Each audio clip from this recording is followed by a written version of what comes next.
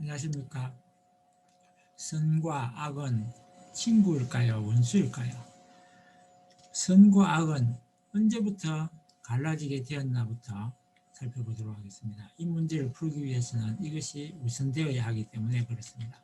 선과 악은 이데올로기의 산물이라는 것입니다. 법치주의에서는 법이 없으면 죄나 벌도 없는 것과 마찬가지입니다. 선과 악도, 선과 악을 나누는 기준이 없을 때는 선도 악도 없다는 것입니다.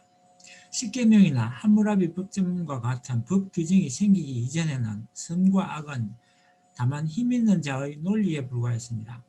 법 취지에 맞추어 법을 제정하고 운용하는 당이 선과 악을 규정하고 판단하는 공산당하고 비슷한 것입니다.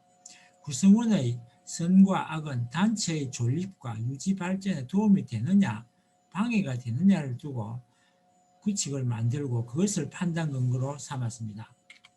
자연법에도 선과 악이 그러면 있는가 하는 것입니다. 여기서 말하는 자연법은 인간을 제외한 인간의 이데올로기가 관여하지 않는 상태를 말합니다. 대개 생명이 선과 악의 기준이 됩니다. 무리의 생존에 도움이 되느냐 방해가 되느냐 그것이 선과 악의 기준이 될 것입니다. 그러다가 조직적으로 모여서 집단 생활을 하게 되면 우두머리와 적의 평평한 긴장 상태에서 우두머리가 선과 악을 결정합니다. 우두머리에 도전하는 것은 악이 되는 것입니다.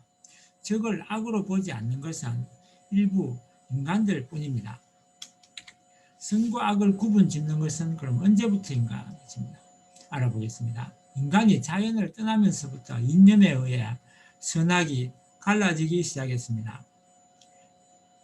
에덴 동산에서 쫓겨날 때 그때 선과 악이 구분이 시작되었던 것입니다. 만약 선과 악을 구분 짓는 기준점이 없었다면 에덴 동산에서 쫓겨날 수가 없는 것입니다. 따먹지 말라라고 내린 명령이 있었기 때문에 그 명령을 어기는 것이 악이 되는 것입니다. 윤리나 도덕의 측면에서 볼 때 선과 악의 구분은 계명이나 규율, 경전 내용이 기준이 됩니다. 말씀에 어긋나는 것은 악으로 판단하는 것입니다. 사회에서는 죄의 유무를 법전을 가지고 따지지만 종교에서는 경전의 내용을 가지고 살피게 되는 것입니다. 지도자의 명령, 지시에 순응하면 선이고 불응하면 악이 되는 이러한 사회가 대부분 인간 사회입니다. 그러나 이것은 지도자의 횡포나 폭력에 반대하고 법을 통해서 공정한 판결을 받기 위해서 법이 여러 가지 제도적 장치를 마련하게 되는 것입니다. 선과 악의 기준은 그러면 누가 만들었는가 하는 것입니다. 선과 악의 기준은 맨 처음에는 존경하는 대상, 그 부족장이라든지 이러한 사람이 기준을 만들었습니다. 선과 악의 기준은 대부분 누구를 위해서겠습니까? 결국은 부족 전체를 위해서였던 것입니다. 선과 악의 기준은 결국은 부족 전체의 안녕을 위해서였습니다. 적으로부터 또 위기로부터 재해로부터 안전하게 보호하기 위해서 선과 악의 기준을 세운 것입니다. 질서가 있음으로써 전체가 혼란을 방지하고 분쟁을 방지할 수 있는 것입니다. 선과 악의 분명한 기준이 바로 이런 것 때문에 필요합니다. 선과 악의 기준이 없을 때는 도덕이나 윤리적인 문제가 그럼 없었을까요? 인간이 집단을 이루고 살게 되면서 인간끼리의 갈등에 의한 분쟁은 필연적인 것이었습니다. 분쟁을 해결하기 위한 부족 회의가 결국은 해결해서 노력을 하고 있었고 그러한 노력의 결과 생긴 것이 선과 악이 된 것입니다. 최소한의 질서가 필요했던 것입니다. 인간관계가 복잡할수록 분쟁도 많아지고 그것을 해결하기 위한 규칙과 법도 복잡할 수밖에 없습니다.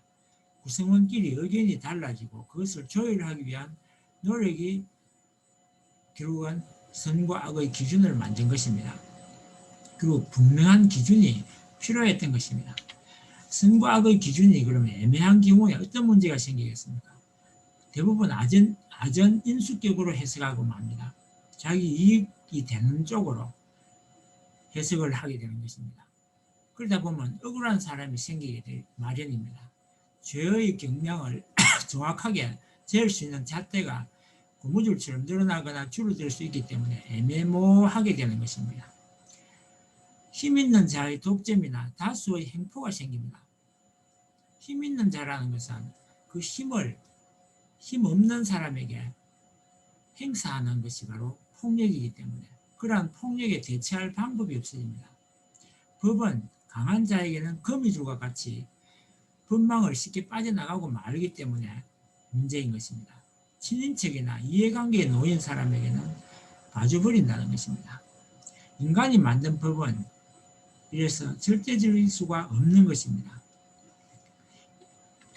선과 악은 그러면 친구인가 원수인가라는 처음으로 돌아가서 생각해 보겠습니다. 법은 죄를 짓거나 법을 어긴 자에게는 원수가 되지만 변호사나 검사, 판사, 법을 가지고 먹고 사는 사람에게는 생활 수단이 됩니다.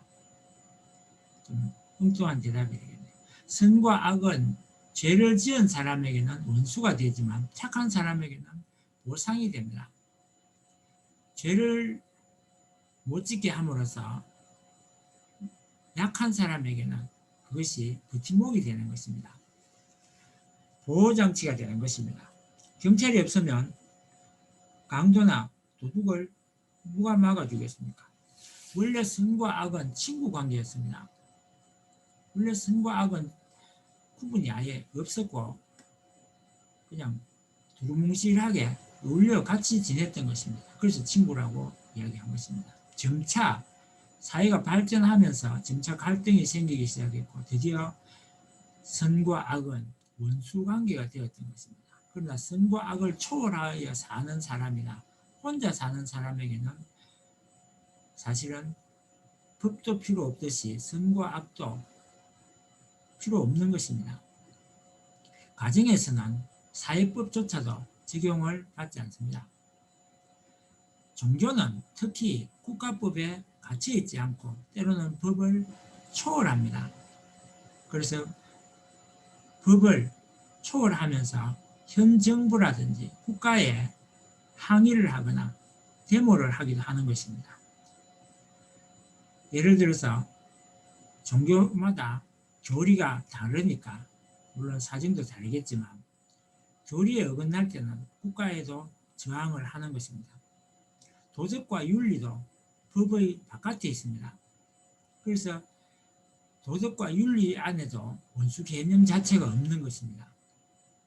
꼭 굳이 예수님께서 원수를 사랑하라 이런 말을 하지 않더라도 종교는 이렇게 원수까지도 사랑할 정도로 선과 악의 기준을 모호하게 만들고 초월하기 때문에 정확하게 선과 악을 가지고 종교나 윤리 도덕을 판단해서는 안 되는 것입니다. 예를 들어서 양심 같은 경우에 그런 것입니다. 양심을 가지고 선이냐 악이냐를 따질 수 없는 것입니다. 대부분 황금률을 가지고 있고 황금률에 어긋날 때는 악으로 보는 경우가 일반적입니다. 이런 부분 깊은 내용은 다른 곳에서 다시 다루기를 하고 여기서는 이것으로 마치겠습니다. 감사합니다.